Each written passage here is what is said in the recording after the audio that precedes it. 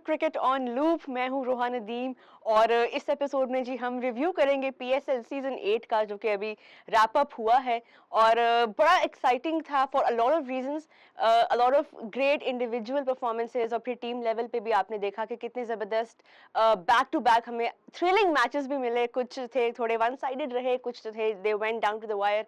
We will discuss all of that और क्या की टेक अवेज थे जी इस सीजन के और कौन से ऐसे प्लेयर्स थे जिन्होंने हमें सबसे ज्यादा इंप्रेस किया। We will talk about all of that. मेरे साथ स्टूडियो में मौजूद हैं जी आपके favourite numbers man Mazhar Arshad. अस्सलाम वालेकुम मजहर। जी वालेकुम सलाम।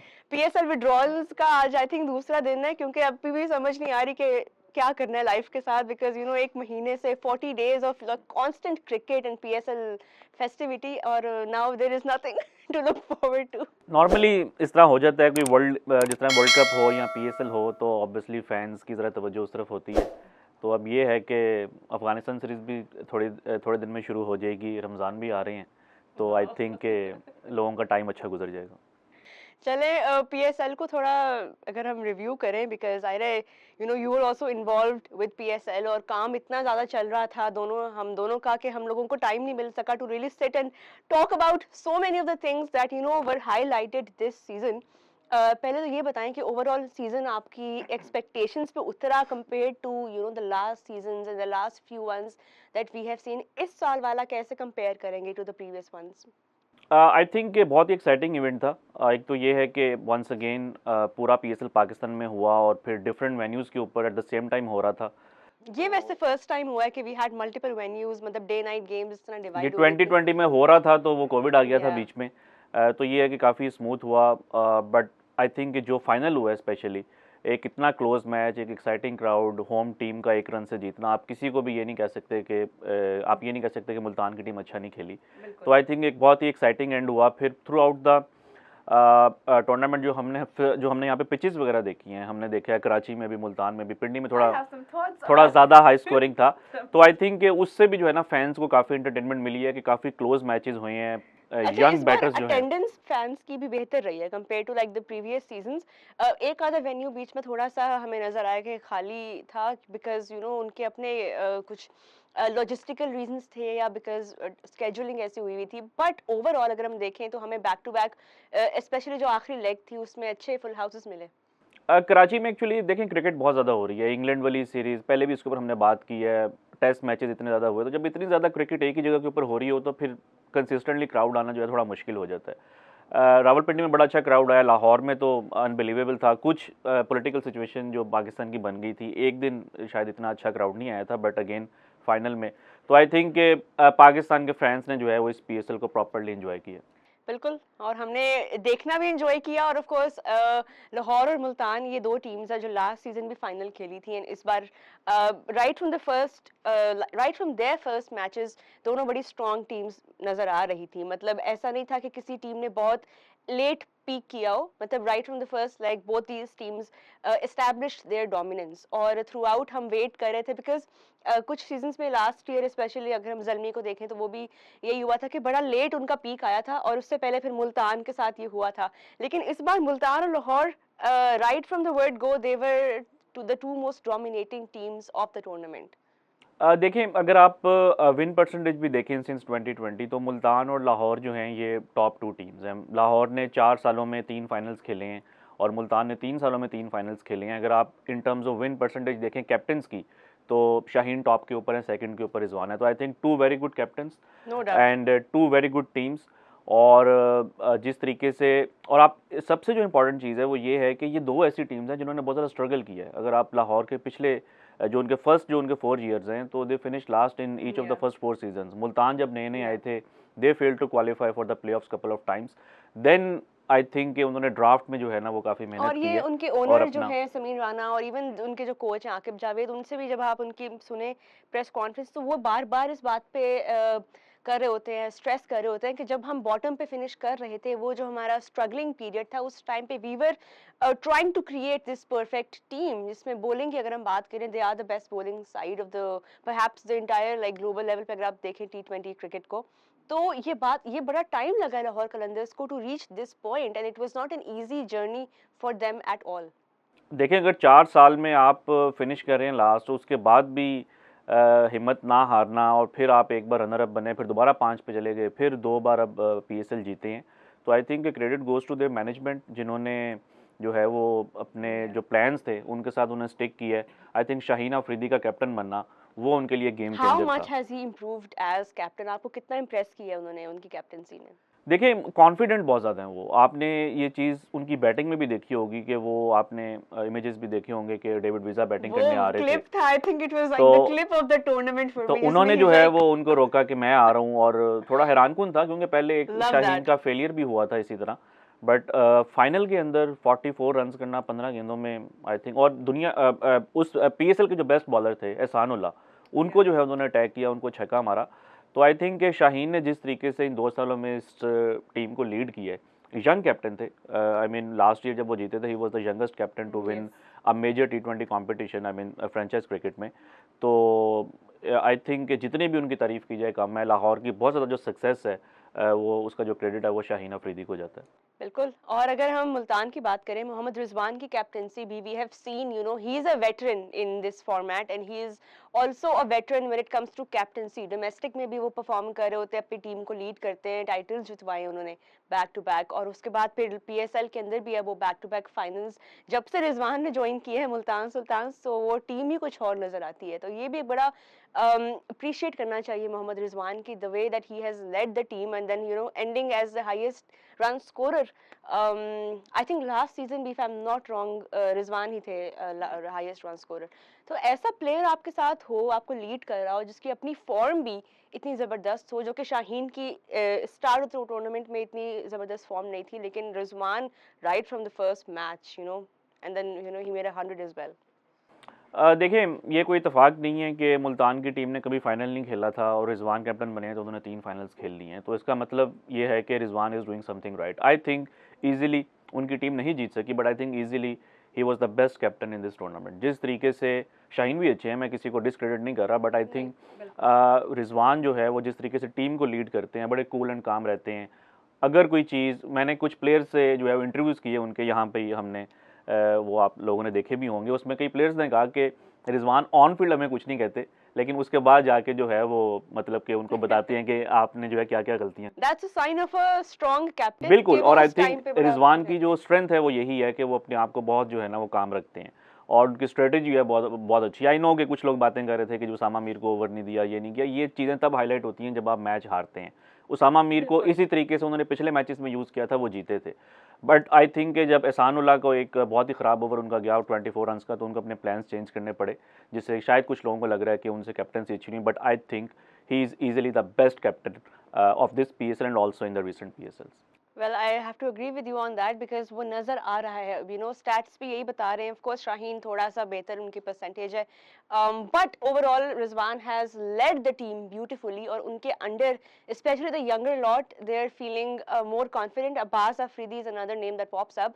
एहसानुल्लाह, अब्बास अफरीदी, ये दो तो नाम ऊपर टॉप पे हैं विकेट टेकर्स में। Now there also part, Ehsanullah is part of the T20 series against Afghanistan. लेकिन अगर हम ओवरऑल बॉलिंग क्वालिटी की बात करें इस साल, मजर, डू यू थिंक कि कहीं, पर्सनली मुझे लगता है कि इस साल हमें बॉलर्स में, बॉलिंग में उतने नाम नहीं मिले जितने हमें प्रीवियस ईयर्स में मिले हैं, क्योंकि हमें स्पिनर्स में भी कोई खास इस बार, Usama Mir of course is a known name, he is not a fresh find, but of course bowling wise आप थोड़ा अंडर इम्प्रेस्ड रहे इस साल। देखिए एक तो पिचेस का बहुत इंपॉर्टेंट उसमें रोल था बैटर्स की परफॉर्मेंस में। Yeah. जब आपका ओवरऑल टूर्नामेंट का जो रन रेट है वो 9 का हो, तो इसका मतलब ये है कि 9 जो है अब एक एवरेज है। तो अगर एक बॉलर 9 के रन्स के ऊपर कंसीड कर रहा है तो हम उसको ज़्यादा ब्लेम नहीं दे सकते।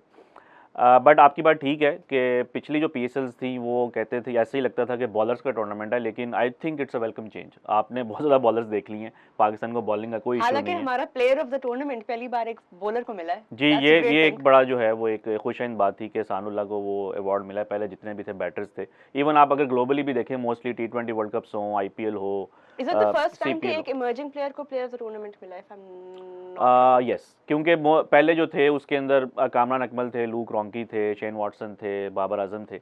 तो या एक तो ये अच्छा साइन था, बट आपकी बात ठीक है। क्योंकि देखिए पाकिस्तान के पास ऑलरेडी इस टाइम जो पाकिस्तान का रोस्टर है इंटरनेशनल, उसमें 7-8 अच्छे फास्ट बॉलर्स हैं, जिसमें से कि आपने 3-4 पिक करने होते हैं, बैटर्स नहीं थे। तो बैटर्स जो हैं वो आई थिंक के अब्दुल्ला शफीक ने जिस तरीके से परफॉर्म किया है, साइम अयूब और मोहम्मद हारिस, आई थिंक ये जो है सबसे ज़्यादा एक अच्छी आई चीज़ थिंक हमें आजम देखने को को भी हम मिली। इसी कैटेगरी में डालेंगे आजम बिकॉज वो आजम भी ज़रा नई नहीं है, क्योंकि 3-4 साल से Yeah. खेल रही हैं already, he But has played with for Quetta Pakistan। Gladiators, we did not see an innings like this from him. जब तक वो Gladiators के साथ थे, no doubt उन्होंने क्वेटा के साथ डेब्यू किया, बड़े साल उन्होंने अपने आप को वहाँ पे ग्रूम किया. But somewhere he was not being utilized the way that he could have been. और जैसे उन्होंने फ्रेंचाइज चेंज की है, आजम खान का हमने इस बार वो रोल देखा है, कितने वो एक्सप्लोसिव हो सकते हैं, and even behind the wickets he was doing pretty well. तो आई थिंक यहाँ पे क्रेडिट देना चाहिए इस्लामाबाद को the way that they have used him. Islamabad को बिल्कुल क्रेडिट देना चाहिए, लेकिन उसमें हमें एक ये भी चीज़ देखनी चाहिए कि अगर आज़म ने पास में परफॉर्म नहीं किया तब वो यंग थे, मतलब कि 19-20 साल के क्रिकेटर में और 23-24 साल के क्रिकेटर में बहुत ज़्यादा डिफरेंस होता है। इस वजह से बहुत इंपॉर्टेंट है कि जब आप एक टैलेंट को आइडेंटिफाई करते हैं और आपने उसको पिक किया है, so you have to retain him. आप अगर एहसानुल्लाह को देखें, Ehsanullah was part of Multan team last year as well, but we didn't see much. एक तो उनकी इंजरी हो गई, बट उस टाइम शायद वो इतने रेडी भी नहीं थे।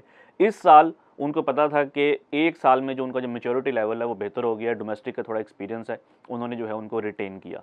आज़म भी जो है उसी ये भी आई थिंक उनकी एक बहुत अच्छी एग्जांपल है कि उनको जो है उन्होंने इस्लामा ने अपने साथ रखा। फिर आप शाहीन अफरीदी को देखें, जब वो शाहीन अफरीदी नए आए थे तो ऐसे भी मैचेस थे जिसमें शाहीन ने एक मैच के अंदर 60-60 रन कंसीड किए थे, बट लाहौर को पता था कि हाउ टैलेंटेड ही इज़। उन्होंने जो है उनके साथ अपना सारा प्लान किया, उनको रिटेन किया। तो आई थिंक कि जब आप किसी एक प्लेयर को पिक करते हैं, यंग प्लेयर को, अगर वो एक आधे सीजन में अच्छा नहीं भी परफॉर्म करता तो बहुत इंपॉर्टेंट है कि आप उसको रिटेन करें ताकि आपकी टीम का एक कोर ग्रुप बने। आप देखेंगे इस टाइम जितनी भी टीम्स हैं जो कि अच्छा परफॉर्म कर रही हैं, मुल्तान हो, लाहौर हो, टू एन एक्सटेंट पेशावर, ये इन टीम्स का एक कोर ग्रुप है, यानी कि इनके 5-6 से प्लेयर्स होंगे जो कि आपको हर साल नजर आएंगे। और वो टीम्स जो कि ज़्यादा प्लेयर्स को जो है वो रिटेन नहीं करती, उनको जल्दी रिलीज कर देती हैं, they are now struggling. Well, I want to carry this conversation towards Quetta Gladiators because when we're talking about core players, हमें Quetta का कोई solid core नजर नहीं आ रहा, क्योंकि उनके जो players, एक दो जो उनके star players हैं, एक तो injuries उनकी इतनी इस साल हुई हैं, एंड फिर वो भासारंगा भी नहीं आ सके, काफ़ी बैक टू बैक उनको ब्लोज एज अ टीम लगे. But when you look at Quetta and when you look at what they have done this season in the last few seasons on paper, numbers wise, क्या गलतियां major जो Quetta Gladiators कर रहे हैं? Because I'm sure their fans are very frustrated right now. देखिए, एक तो ये है कि Quetta they were very successful team when the PSL was in the UAE, और वहाँ पे उनकी स्ट्रेटजी होती थी स्पिन स्पिन स्पिन। आप देखें नवाज बहुत सक्सेसफुल थे, फवाद अहमद ने जो है वहाँ पे सीजन्स खेले। अभी भी अगर हसरंगा आ भी जाते तो I don't think he would have created much difference. एक तो ये है कि कभी भी he was never fully available, even जब ड्राफ्ट भी हो रहा था तो वो फुली अवेलेबल नहीं थे। एक तो ये है कि उनको ज़रा अपनी स्ट्रेटजी को चेंज करना होगा कि ज़्यादा स्पिन के ऊपर जो है वो स्पिन से हट के जो है उनको प्लानिंग करनी होगी। दूसरा ये है, I think Quetta on papers they were very good team. अगर आप उनकी टीम को देखें, they had 4 players in the team who were part of Pakistan team in the T20 world cup recently. Naseem was there, Hasnain was there, Iftikhar was there, Nawaz was there. Then Sarfraz is a very experienced and very good captain. Then they had the likes of Martin Guptill, Jason Roy. अब Martin Guptill ने एक match में century की और उसके बाद जाके वो ड्रॉप हो जाते हैं। तो जब आप एक एक्सपेक्ट करते हैं कि आपने किसी से हाई रिस्क क्रिकेट की अगर आपकी डिमांड है कि वो ज़्यादा पावर हिटिंग करे तो उसके फेलियर के चांसेस भी होंगे। जिस तरह मोहम्मद हारिस हैं, उन्होंने 2 मैचेस में 0 भी किए हैं, 2 मैचेस में 0 पे आउट हुए हैं। साइम अयूब जो है उनकी भी डक्स हैं इस पीएसएल में, लेकिन पेशावर ने कहीं पर उनको ड्रॉप नहीं किया। तो आई थिंक एक तो ये है कि आपको जो स्ट्रेटजी है ना वो थोड़ी सी बेहतर करना होगी, कि रोल्स जो हैं वो देखने होंगे कि मिडल ऑर्डर में कौन सा अच्छा बैट्समैन है, ओपनर कौन सा अच्छा है। आई थिंक कि क्वेटा ने किसी हद तक जो है ना वो थोड़ा सा इस वजह से भी डिसअपॉइंट किया कि उनकी टीम जो है वो ऑन पेपर्स इतनी बुरी नहीं थी, बट होपफुली चल नहीं रहे थे ना प्लेयर्स। इफ्तिखार अहमद के ऊपर वो इतना डिपेंड कर रहे थे और इफ्तिखार अहमद ने हार्डली एक मैच से एक्सेप्ट फॉर 1 इनिंग्स कोई कंट्रीब्यूशन देखिए, इफ्तिखार ने पूरे पीएसएल में सिर्फ एक सीजन में परफॉर्म किया। जितने भी वो पीएसएल्स खेले हैं वो इस्लामाबाद के साथ था, क्योंकि वो उनको सिर्फ तब बारी देते थे व्हेन दे हैड लाइक 14 और 15 ओवर्स लेफ्ट, यानी कि ऊपर अगर 2-3 जल्दी आउट हो गए हैं तो आप इफ्तिखार को भेज दें। इवन पाकिस्तान के लिए जो T20 वर्ल्ड कप में आप अगर उनकी परफॉर्मेंसेज देखें, वो उन मैचेस में परफॉर्मेंसेज हैं जब ऊपर से बाबर और रिजवान जल्दी आउट हुए हैं, तो उनका वो रोल नहीं है। I think Iftikhar should be in that role कि अगर उनकी बैटिंग नहीं भी आ रही तो किसी को फ़र्क नहीं पड़ना चाहिए। अगर आपने 14-15 अच्छे ओवर्स खेल रहे हैं तो now there is no need to send him. तो ये आई थिंक बड़ा smartly, I think Daren Sammy जो है इसमें बहुत जो है वो स्मार्ट कोच हैं और स्मार्ट कैप्टन भी थे। आप इसमें देखेंगे हसीबुल्लाह ने एक मैच में अच्छे रन किए थे, 50 रन किए थे, लेकिन जहां पे नहीं उनकी जरूरत पड़ी उन्होंने उनको बैटिंग नहीं करवाई। तो ये आई थिंक आपको अपने इमोशंस को जरा साथ साइड पे रखना पड़ता है और टीम की जो स्ट्रेटेजी है उसको देखना होता है। Talking of emotions, let's talk about Karachi Kings, Mazhar, because you were, of course, with the franchise, and it was not an easy season for Karachi Kings at all. एक बार फिर, you couldn't qualify for the playoffs. पहले तो ये बताएं कि draft के वक्त क्या माइंड में था और किस हद तक आप वो विजन अचीव कर पाए when you made the team on paper? देखें, एक तो मैं पहले व्यूअर्स को बता दूं कि I was with them for the draft and I think it was very nice experience. और हमने जो टीम पिक की थी, आई स्टिल बिलीव के जो उस टाइम बेस्ट अवेलेबल पिक्स थी उसमें से जो है जो बेस्ट ऑप्शन थी हमने पिक की। इसके नीचे वो वाला मीम चला दें जिसमें क्राइंग फेस होता है और वो ठीक है, वो आप चला सकती हमारी है, टीम लेकिन editing में करेगी। मैं अगर आपको फैक्ट्स भी दूं कि कई लोगों ने जो इस तरह के मैसेजेस किए कि आपने फलां प्लेयर को पिक क्यों नहीं किया, फलां प्लेयर को पिक नहीं किया, मैं अभी भी उनको कहता हूं कि जो कराची ने प्लेयर्स पिक किए थे ओवरसीज, अगर जेम्स विन से अच्छा कोई बैट्समैन इस ड्राफ्ट के अंदर पिक हुआ था तो आप मुझे बता सकते हैं। अगर तबरेज शमसी से कोई अच्छा बॉलर इस ड्राफ्ट के अंदर कोई पिक हुआ था तो आप बता सकते हैं। पॉइंट ये है कि जब आपकी टीम का एक बार कॉम्बिनेशन खराब हो जाए तो आपको 2-3 साल लगते हैं उसको एस्टेब्लिश करने में। लाहौर की इसकी बेस्ट एग्जांपल है, 4 साल जो है वो लास्ट के ऊपर आए, देन फाइनली एक एक करके जो है, ऐसा नहीं है कि उन्होंने शाहीन अफरीदी को, आप राशिद कह रहे खान हैं कि को, बाबर आजम के जाने की वजह से कराची किंग्स का कॉम्बिनेशन बाबर आजम के जब देखें, जब बाबर आजम थे तब भी जो है वो कराची सिर्फ एक मैच जीता था और उसमें काफ़ी ज़्यादा फैक्टर्स हैं। मेरा पॉइंट ये है कि लाहौर ने जो है वो शाहीन अफरीदी को, राशिद खान को, हारिस रऊफ को एक ही ड्राफ्ट में पिक नहीं किया। एक साल शाहीन अफरीदी आए, फिर राशिद खान आए, फिर हारिस रऊफ आए, इस तरीके से उन्होंने अपनी टीम को बनाया है। आप मुल्तान की टीम को देख लें, दे वर स्ट्रगलिंग बिग टाइम, उनको जो है 3-4 साल लगे एक अच्छी टीम बनने में। कोयटा 3-4 साल से स्ट्रगल कर रहा है और अभी तक उनकी टीम नहीं बन रही। तो आई थिंक कराची अभी जो है they are on a very right track. उन्होंने जो प्लेयर्स पिक किए हुए हैं, जिस तरह तैयब ताहिर हैं, कासिम अकरम है, इमाद वसीम की फॉर्म आपके सामने है, जेम्स विंस हैं, एडम रॉसिंगटन है, ये कुछ ऐसे प्लेयर्स हैं जिनके इर्द गिर्द जो है वो कराची को अब अपना एक कोर ग्रुप बनाना होगा। और what they can do is कि जो आपकी हॉट प्रॉपर्टी है, जो कि करंटली इमाद वसीम है, नाम नहीं लिया आपने। हैदर भी देखिए, हैदर ठीक है, उनका एक बुरा सीजन गया है, बट अगर वो अगले But what's your plan with Haider Ali? Like, I want to know, do you think he will be retained? He will be part of the Karachi squad next season because he was not impressive. देखिए, अभी next season में तकरीबन 1 साल है, उसमें काफ़ी चीज़ें change हो जाती हैं। आपको देखना होता है कि करंट प्लेयर्स की फॉर्म कैसी है। जिस तरह एहसान उल्लाह है, अगर एहसान उल्लाह पाकिस्तान कप के अंदर 20-23 आउट ना करते तो हो सकता है मुल्तान भी उनको रिटेन ना करता। तो आपने इन सब चीज़ों को देखना होता है। हैदर अली की डोमेस्टिक में फॉर्म ठीक थी, पाकिस्तान कप में उन्होंने 50s की थी, तो उस बेस के ऊपर वो रिटेन हुए थे। अगर वो इसी तरह उनकी फॉर्म रहती है तो आई थिंक जो हम बात कर रहे हैं कि आपने प्लेयर्स को मौका देना होता है, आप एकदम से बहुत चेंजेस नहीं कर सकते। तो शोएब मलिक के ऊपर आपका क्या, उनको पिक करने का, उनको, क्योंकि ज़ाहिर ट्रेड हुआ, ये बड़ा कंट्रोवर्शियल ट्रेड था, and Malik was of course the main one of the more experience players in this side. नहीं, कंट्रोवर्शियल ट्रेड नहीं था। आप नहीं, ये क्यों, बाबर आजम गए हैं और उनकी जगह पे लेकिन हैदर आप और मलिक आए। Of course this was the only thing people were talking about जब ड्राफ्ट खत्म हुआ, तो आई एम श्योर ये देखिए, शुएब मलिक का जो एक्सपीरियंस था वो आपने देखा है कि उन्होंने एक दो मैचेस में कि नेगेटिव उस पे भी मैं नहीं कह रही। कंट्रोवर्शियल का मतलब यही है कि बस people were talking about it because ये एक बड़ी इंपॉर्टेंट ट्रेड था उस दिन। नहीं, देखिए, इंपॉर्टेंट ट्रेड तो था क्योंकि बाबर आजम को जो है वो कराची ने रिलीज किया and they joined, I mean he joined Peshawar Zalmi. तो उसके रिटर्न में फिर आपको एक बड़ा प्लेयर चाहिए था, तो आई थिंक शुएब की जो इंपॉर्टेंस थी वो फील्ड के अंदर बहुत ज़्यादा है, एज ए 6 बॉलर उनकी बहुत ज़्यादा। आई थिंक इस PSL में शायद ज़्यादा उन्होंने बॉलिंग नहीं की जो कि उनको करनी चाहिए थी। बट जो मेरा शुरू में पॉइंट था कि आई थिंक कराची की अगर आप देखें तो it's a very rare thing कि किसी टीम का रन रेट जो है पॉजिटिव हो and they still did not make it to the playoffs. उसके पीछे रीज़न ये है कि they lost 5 very close games. तो आई थिंक जो आपकी इन गेम जो स्ट्रेटेजी थी उसमें अगर थोड़ी सी बेहतरी होती तो शायद जो है वो कराची प्लेऑफ्स तक पहुंच जाता। बट ऑनेस्टली अगर आप इसको कंपेयर करें with the last year which was very poor, I know कि अगर आप एक मैच सिर्फ जीते हो तो अगला सीजन उससे बेहतर ही होगा, बट स्टिल अगर आप ओवरऑल कराची का कॉम्बिनेशन देखें तो it was far better than what it was last year. तो I think now they have some good names to make a core group. और जिस तरह मैंने बात की थी कि मुल्तान को और लाहौर को 3-4 साल लगे थे एक अच्छी टीम बनने में, तो I think Karachi is now on that track. Well, let's talk quickly about the remaining two teams, Islamabad and Peshawar. What impressed you the most about both of these teams? क्या क्या आपको ऐसा लगा कि you were not expecting और वो out of the ordinary एक चीज उन्होंने की हो? Let's start with देखिए Islamabad United. इस्लामाबाद यूनाइटेड का टू बी ऑनेस्ट थोड़ा सा डिसअपॉइंटिंग रहा है। एक तो ये है कि उनकी काफ़ी ऑर्गेनाइज टीम है और हमने शादाब से भी बार बार सुना कि बड़ा दे आर बहुत दफा सुना है data data based driven franchise. Data based franchise.